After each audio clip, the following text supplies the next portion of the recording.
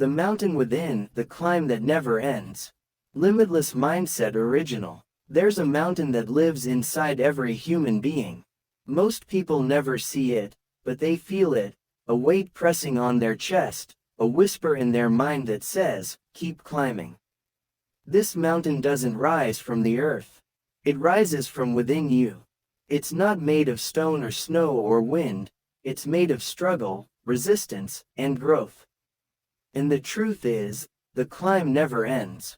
People think happiness is a summit, a place you reach once you've done enough, achieved enough, become enough. But the wise eventually learn, there is no top. There is only the climb. Every day you wake up and face your own mountain, the doubts, the fears, the temptations to stop. Some mornings, it feels like gravity itself is against you. You start to wonder why the path never gets easier. Why the air gets thinner, even when you think you're getting stronger. But that's the secret of the climb. The higher you go, the harder it gets, and the more refined you must become. Growth doesn't reward you with comfort, it rewards you with clarity. And clarity often hurts before it heals. Think about it. Every person you admire has faced this same inner mountain. The athletes, the artists, the leaders, the ones who inspire you, they've all stood at the base of their own doubts and decided to climb anyway. They didn't wait for the weather to clear.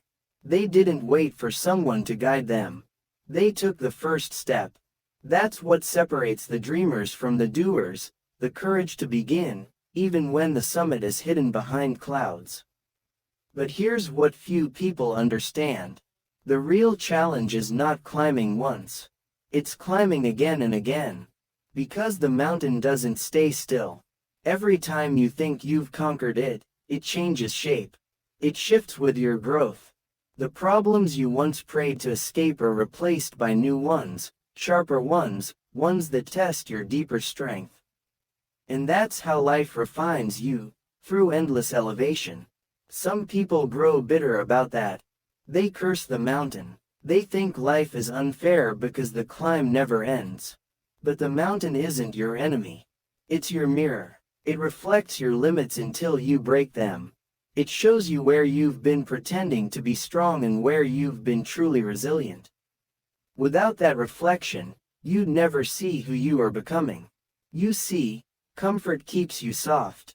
Adversity sharpens you. Every storm you survive carves something stronger into your soul. It's easy to love yourself when the path is smooth. But can you still love yourself when you stumble? When you fall? When you lose the trail completely?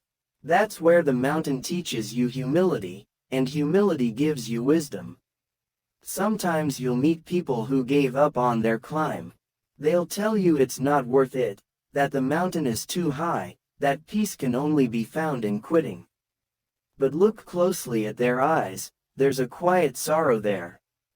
Because deep down, they know they stopped becoming. They traded the pain of progress for the comfort of stillness, and in doing so, they stopped growing. The mountain is merciful in its cruelty. It never punishes you for falling, only for refusing to rise. There will be moments when you are alone on the path. No one will understand your journey. You'll look around and realize no one is cheering for you anymore. That's when the climb becomes sacred. Because solitude reveals your true strength. When there's no applause, no validation, and no one watching, your effort becomes pure. You no longer climb to prove. You climb to become. That's the difference between ambition and purpose. Ambition climbs for recognition. Purpose climbs because it must. The higher you climb, the more silence you find. Up there, the noise of the world fades, and all you can hear is your own breath. That's where you meet yourself. Raw, unguarded, honest. Most people run from that silence because it exposes them. It strips away their titles, their masks, their excuses. But the climber, the true climber, learns to sit with it. Because in that silence, you realize, the mountain was never against you. It was for you. Every step, every setback, every slip on the rocks, it was all shaping you into someone capable of going higher. Not because life demands perfection, but because it demands presence. The mountain within is not climbed with your legs, it's climbed with your heart. Think about how many times you almost gave up. How many nights you stared at the ceiling, feeling the weight of your own mind. Yet somehow, you're still here. Still climbing. You might not give yourself credit for it, but every small act of endurance matters. Every time you chose to stay calm instead of breaking, you ascended. Every time you faced your pain with patience, you rose higher.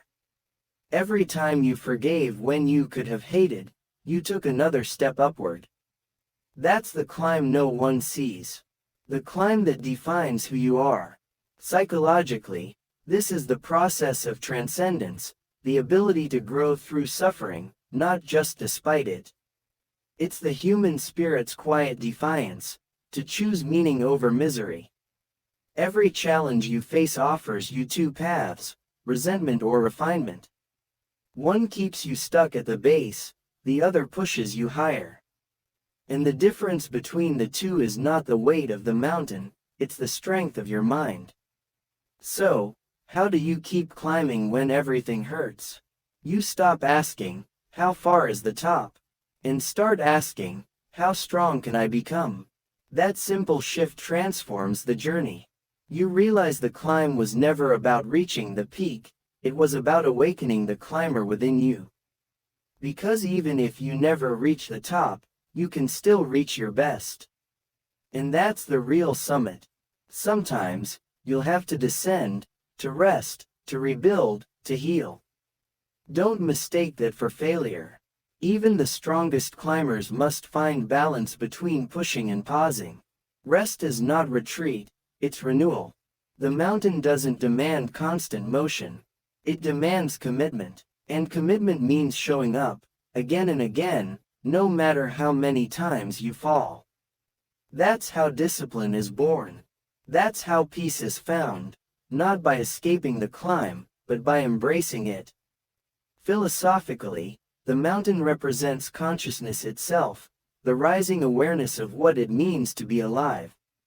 The climb is the process of becoming aware of your patterns, your shadows, your truth. Each layer of elevation strips away illusion. You start realizing that happiness was never waiting at the top. It was hidden in the act of rising, in the moments you chose courage over comfort. That's what makes life beautiful. Not its ease, but its effort. And when you finally reach a point where the view stretches endlessly before you, you'll smile. Because you'll realize, the mountain within never ends, and that's a gift. If it ended, you'd stop evolving. If it ended, you'd lose the reason to rise. So you keep climbing, not because you're chasing something, but because you're becoming someone. That's the essence of strength. Not perfection, but persistence. Not speed, but sincerity. Not the size of your steps, but the direction of your heart. You were never meant to conquer the mountain. You were meant to merge with it, to become part of its rhythm, its patience, its power. And once you do, you realize the summit doesn't exist outside you. It lives in you. It always has. So keep climbing, even when your legs shake, even when the air feels too thin to breathe, even when the world tells you it's pointless. Keep climbing, not for the world, not for approval, not even for victory, but for the quiet knowing that you did not quit on yourself. Because one day, when you look back from some unseen height, you'll understand. It was never about the mountain. It was always about you. Because the climb never ends, and that's what makes it sacred.